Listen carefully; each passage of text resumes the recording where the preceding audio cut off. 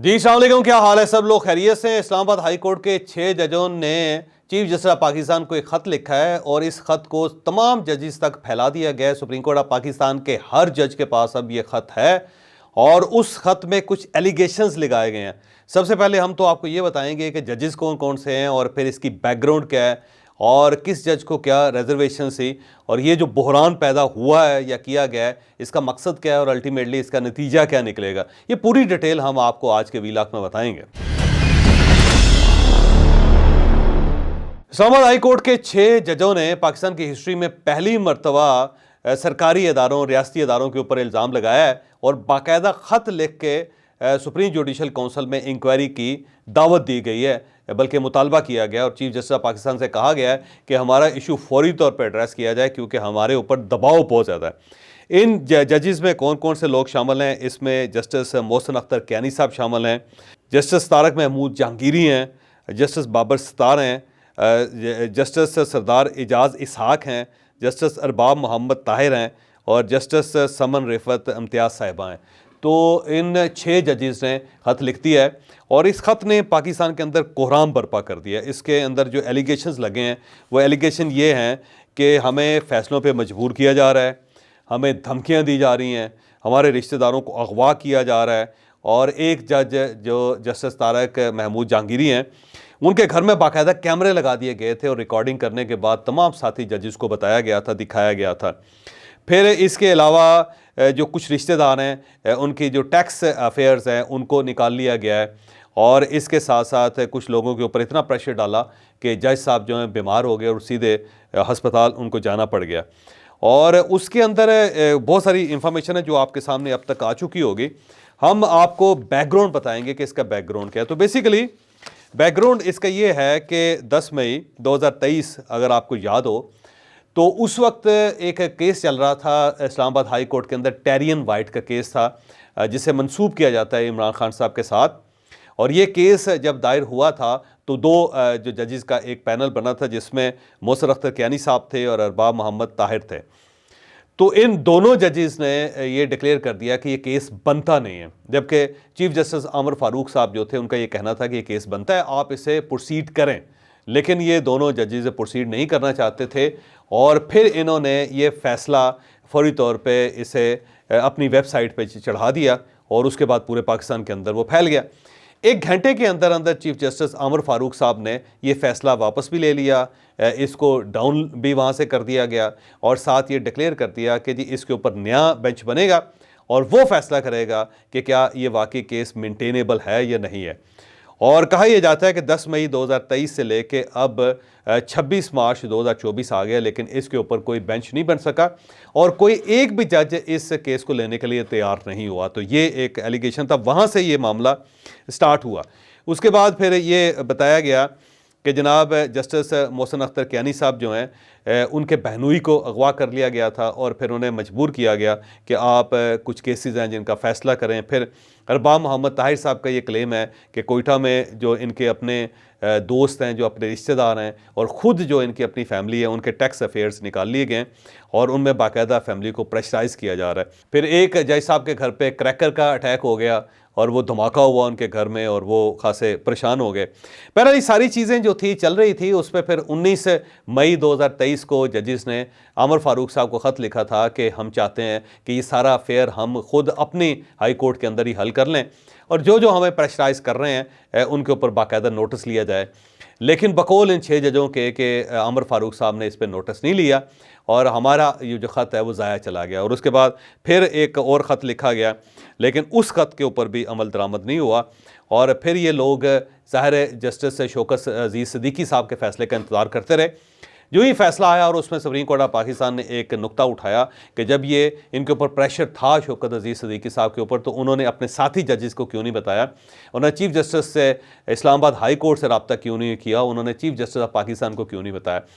तो जब ये केस के अंदर फैसले के अंदर ये चीज़ आ गई तो फौरी तौर पर इन्होंने उसको हवाला बनाया और उसको हवाला बना के अब इन्होंने चीफ जस्टिस ऑफ पाकिस्तान से कहा कि देखें जी आपने खुद कहा था कि हमें बताना चाहिए था, तो हम उससे पहले जस्टिस आमिर फारूक साहब को बताते रहे और फिर हमने आपको भी बताया, लेकिन आपने उसके ऊपर कोई खास नोटिस नहीं लिया। उमर अताब बंदियाल साहब के बारे में भी कहा गया कि हमने उनको भी नोटिस में लेके आए थे, लेकिन उन्होंने भी कहा था कि अभी रुकें, इसके बारे में कुछ फैसला करते हैं।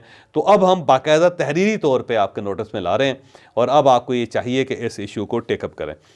अब सवाल ये है कि क्या ये केस या ये जो ख़त है ये अलार्मिंग है? ख़त बड़ा खौफनाक है। उसकी वजह यह है कि पाकिस्तान की हिस्ट्री में पहली मरतबा हुआ है कि 6 जजेस ने, और वो भी हाई कोर्ट के जजेस ने, एक ही ख़त लिखा और उसके अंदर उन्होंने पूरे सिस्टम को आलमोस्ट नंगा करके रख दिया और उन्होंने मुतालबा किया कि फ़ौरन इसके ऊपर एक कमीशन बनना चाहिए और बाकायदा रेफरेंस बन के हमें सुनना चाहिए और उसके बाद जो जो लोग इसके अंदर ज़िम्मेदार हैं उन सबको सज़ा देनी चाहिए, या जो हमारे ऊपर प्रेशर है उसको हटाना चाहिए और जो प्रेशराइज कर रहे हैं उन सबको बुला के पूछना चाहिए। तो ये पहली मरतबा हुआ है। आपको याद होगा कि इससे पहले 2007 में इफ्तिखार मोहम्मद चौधरी साहब ने एक रिवोल्ट की थी और उस वक्त वो बड़ी कामयाब हुई थी। एक वकला तहरीक चली थी पूरे पाकिस्तान में, लेकिन उस वक्त भी वो सिर्फ अकेले जज थे, यानी एक जज ने उस वक्त ये फैसला किया था कि मैं लड़ूंगा, और वो लड़ना शुरू हुए और फिर उन्हें उस वक्त सपोर्ट मिली। सपोर्ट किस किस की मिली? तमाम सियासी जमातों की सपोर्ट मिली, जिसमें इमरान खान साहब शामिल थे, जिसमें पाकिस्तान मुस्लिम लीग नून शामिल थे, जिसमें पाकिस्तान पीपल्स पार्टी शामिल थी, और तमाम सियासी जमातों ने उस वक्त उन्हें सपोर्ट किया, तो स्वाय काफ लीग है। और फिर साथ पूरे जो बार्स हैं वो सारे उनके साथ खड़े हो गए और उसकी वजह से इफ्तिखार मोहम्मद चौधरी साहब जीत गए। ये जो केस है इसके अंदर एक चीज़ थोड़ी सी डिफरेंट ये है कि इसमें 6 जज हैं और उसके अंदर सिर्फ एक जज था। दूसरी चीज़ जो थोड़ी सी डिफरेंट है वो ये है कि इस बार सियासी जमातें जो हैं वो इन 6 जजेस के साथ खड़े होने के लिए तैयार नहीं, स्वाय पाकिस्तान तहरीक इंसाफ के जो बेनिफिशरी हैं इन 6 जजों के। इसके अलावा ना पाकिस्तान पीपल्स पार्टी सपोर्ट करने के लिए तैयार है, ना नून लीग करेगी, ना इसके अलावा और कोई सियासी जमात करेगी। फिर जो बार्स हैं वो तकरीबन पाकिस्तान मुस्लिम लीग नून के कब्ज़े में हैं और वो भी ज़ाहिर है इन जजों की मजम्मत कर रहे हैं, वो इनके साथ खड़े होने के लिए तैयार नहीं है। स्वाय पाकिस्तान तहरीक इंसाफ के जो वकला हैं वो इस सारे इशू को सपोर्ट कर रहे हैं। तो एक चीज़ तो ये है कि फ़र्क ये है कि पहले सिर्फ एक जज था, अब 6 जज हैं, और दूसरा फ़र्क यह है कि उस वक्त सियासी जमातों ने सपोर्ट किया था इफ्तिखार मोहम्मद चौधरी साहब को। इस बार सियासी जमातें जो हैं वो दूसरी साइड पर खड़ी हैं, वो वहाँ से इनको किसी किस्म का सपोर्ट नहीं मिल सकेगा। अब सवाल एक और बनता है कि इस ख़त का नतीजा क्या निकलेगा। तो इसका नतीजा एक तो ये है कि संगीन है ये ख़त, इसको इस तरह अंडर कारपेट नहीं रखा जा सकेगा कि आपने कालीन उठाया और उसके नीचे इसको घुसा दिया, तो ये ख़त्म होने वाला इशू नहीं है।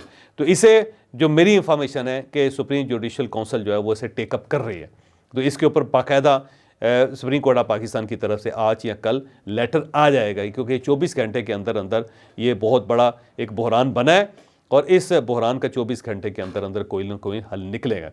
तो इस तरह नहीं हो सकता कि चीफ जस्टिस ऑफ पाकिस्तान जो इसको इग्नोर करते हैं, तो इग्नोर तो ये नहीं होगा।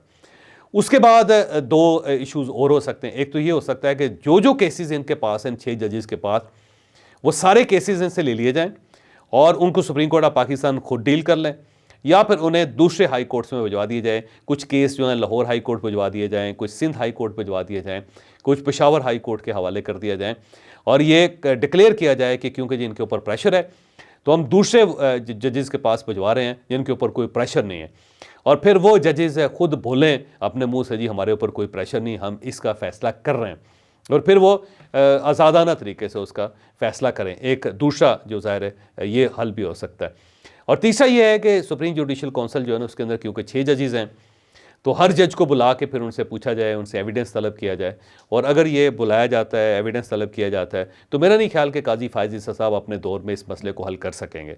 फिर उसके बाद ज़ाहिर है नए चीफ़ जस्टिस साहब आएंगे और फिर नए चीफ़ जस्टिस ऑफ पाकिस्तान जो है उनको फिर इस मसले को उठाना पड़ेगा। तो पहली चीज़, इसके ऊपर रेफरेंस बनेगा, इसे इग्नोर सुप्रीम कोर्ट नहीं कर सकती।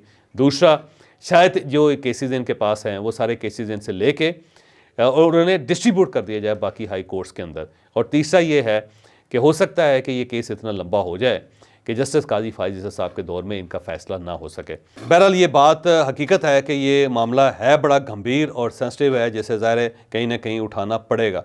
अब एक दूसरा वर्जन भी है जो इन जजेस के ख़िलाफ़ है, वो वर्जन बड़ा दिलचस्प है। वो वर्जन ये है कि जब मुज़ाहिर नकवी साहब के ख़िलाफ़ फ़ैसला आया तो उसके बाद जो बाकी जजेस थे उनके ऊपर भी तलवार लटक गई कि हो सकता है कि हमारा एहतसाब भी शुरू हो जाए, जिसमें मोहसिन अख्तर कियानी साहब का जिक्र किया जा रहा है कि इनके खिलाफ एक अदालती कार्रवाई का जो एक तैयारी मौजूद थी और इनके ऊपर भी एतराज़ था और आने वाले दिनों में कुछ लेटर निकल सकता था जिसके बाद इनके खिलाफ कार्रवाई हो सकती थी। फिर एक जज साहब हैं, उनके बारे में ये एक एतराज़ किया जाता है, उनके बारे में कुछ इंफॉर्मेशन ये है कि शायद उनकी कोई दोहरी शहरियत है और वो बैरून मुल्क को सरमायाकारी कर रहे हैं, वहाँ पे बिज़नेस है और उससे रिलेटेड चीज़ें इकट्ठी की जा रही थी जिसका उनको अंदाज़ा था कि किसी वक्त भी ये मसला मेरे सामने आ सकता है। फिर एक जज साहब हैं जिनके बारे में ये मशहूर था कि वो अपने सरकारी मुलाजिम भाई को बहुत ज़्यादा सपोर्ट कर रहे हैं, उसको तहफ़्फ़ुज़ दे रहे हैं, जहाँ पे भी उनके खिलाफ कोई कार्रवाई होती है तो फौरी तौर पे जज साहब का फ़ोन आ जाता है। उस इशू को भी उठाया जा रहा था। तो जब ये इशू उठाए जा रहे थे तो इन 6 जजेस को ये महसूस हुआ कि कहीं ऐसा ना हो कि हमारा कांटा भी निकाल दिया जाए और इसलिए इन्होंने हमले से पहले एक हमला कर दिया ताकि अपने आप को बचा सके। तो एक दूसरा नैरेटिव है जो गवर्नमेंट और रियासत दे रही है। अब अल्लाह बेहतर जानता है कि सूरत-ए-हाल क्या है, लेकिन बहरहाल मसला बड़ा गंभीर है और इस मसले को इतनी आसानी से हज़म नहीं किया जा सकेगा। यहाँ पे पाकिस्तान तहरीक-ए-इंसाफ को दाद देने को दिल करता है कि इस टाइप का कोई भी इशू हो, फौरी तौर पे उसको उठा के ऐसा ढंढोरा पीटते हैं, उनको ये महसूस होता है जैसे टीपू सुल्तान आ गया है और अब वो मामलात को दुरुस्त कर देगा। तो अब इन्हें इस इशू में एक टीपू सुल्तान नज़र आ रहा है जिससे इमरान खान साहब को रिलीफ मिलने का चांस है। लेकिन मैं आपको फिर ये कह रहा हूँ कि कोई रिलीफ मिलने का चांस नहीं है। स्टेट बड़ी फर्म है और इस फर्म सूरत हाल में इमरान खान साहब को, पाकिस्तान तहरीक-ए-इंसाफ को नुकसान तो पहुंच सकता है लेकिन फ़ायदा कोई नहीं हो सकता। एक और अंदेशा मुझे है कि कहीं ऐसा ना हो कि ये 6 जजेस किसी जगह बैठ के प्रेस कॉन्फ्रेंस कर दें, क्योंकि इंडिया के अंदर एक बार प्रेस कॉन्फ्रेंस हुई थी जिसमें सीनियर जजेस ने बैठ के ये कहा था कि हमारे ऊपर ये प्रेशर है। तो कहीं ऐसा ना हो कि ये प्रेस कॉन्फ्रेंस करते हैं। जब ये प्रेस कॉन्फ्रेंस करेंगे तो फिर क्या बनेगा? लेकिन बनेगा कुछ नहीं, क्योंकि पाकिस्तान के अंदर बहरान आते हैं, पाकिस्तान के अंदर इश्यूज़ आते हैं, लेकिन कुछ अर्से बाद ऐसा कोई एक झुर्लू फिरता है कि उसके बाद सारे इश्यूज़ ख़त्म हो जाते हैं और लोगों को याद भी नहीं होता कि कभी ये भी हुआ था। आपको याद होगा कि इफ्तिखार मोहम्मद चौधरी साहब के ख़िलाफ़ मलिक रियाज साहब ने एक प्रेस कॉन्फ्रेंस की थी। आज वो प्रेस कॉन्फ्रेंस कहाँ है, मलिक रियाज साहब कहाँ हैं और इफ्तिखार मोहम्मद चौधरी साहब कहाँ हैं? तो पाकिस्तान एक बड़ी दिलचस्प किस्म की जगह है जहाँ बड़े से बड़े इशू को हम फ़ौरन हज़म कर लेते हैं और उसके बाद हम डकार भी नहीं लेते।